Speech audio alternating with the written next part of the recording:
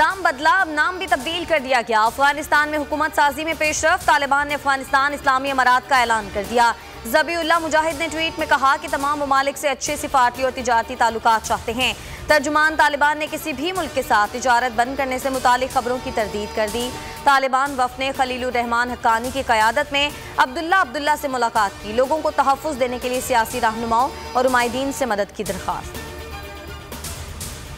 अफगानिस्तान में यौम आज़ादी की रैली के दौरान फायरिंग, मुतादिद अफराद जाँ बहक। ऐनी शाहिदीन के मुताबिक असदाबाद में तालिबान ने कौमी परचम लहराने के दौरान फायरिंग की।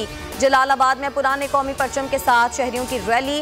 काबुल में यौम आज़ादी का जुलूस। खौफ में कर्फ्यू के बाद सड़कें और बाजारों में वीरानी। तालिबान ने कल होने वाले हंगामे के बाद कर्फ्यू नाफिज किया है। अफगान सियासी वफ्द का किसी एक जमात की हुकूमत कबूल न करने का ऐलान। कहा कि अफगानिस्तान के मामले के फौजी हल पर शदीद तशवीश है। इस्लामाबाद में न्यूज़ कॉन्फ्रेंस में रहनुमाओं ने दौरे को मुफीद करार दिया।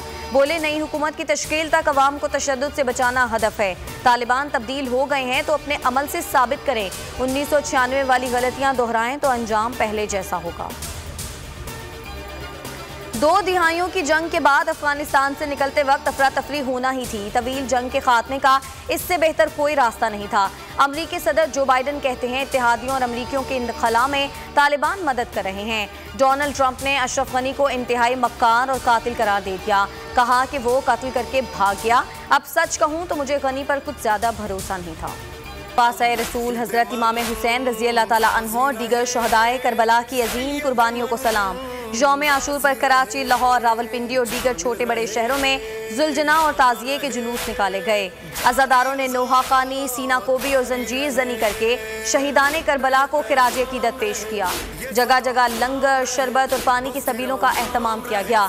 शहर शहर, करिया करिया शामें गरीबां बपा। यौम आशूर पर मुल्क भर में सिक्योरिटी के कड़े इंतजामात। अज़ादारों की हिफाजत के लिए हज़ारों अहलकार तैनात। बुलंद इमारतों पर शार्प शूटर्स मौजूद रहे। वज़ीर आला और डीजी रेंजर सिंध ने सिक्योरिटी इंतजामात का जायजा लिया। वज़ीर आला पंजाब और बलोचिस्तान ने मौसर हिफाजती इक़दामात पर इत्मीनान का इजहार किया। कई शहरों में डबल सवारी पर पाबंदी। जुलूसों के रास्तों में मोबाइल फोन्स खामोश, इंटरनेट सर्विस भी बंद। इस्लामाबाद में मुकीम अमरीकी खातून सिंथिया रिची अपनी रिहाइशगाह में पुरस्कार तौर पर बेहोश पाई गई। सिंथिया को पोली क्लिनिक के इंतहाई निगहदाश्त यूनिट मुंतकिल कर दिया गया। हालत खतरे से बाहर है। ताहम खातून का मजीद तिब्बी मुआयना जारी। अस्पताल में सिक्योरिटी भी सख्त कर दी गई। सिंथिया रिची को हमसाये और गार्ड अस्पताल लेकर आया। बिजली सार्फिन के लिए एक और झटका। बिजली ₹1.47 फी यूनिट महंगी होने का खदशा पैदा हो गया। CPPA ने जुलाई के फ्यूल एडजस्टमेंट की मद में बिजली महंगी करने की दरख्वास्त की। नेपरा 1 सितंबर को दरख्वास्त पर समाअत करेगा।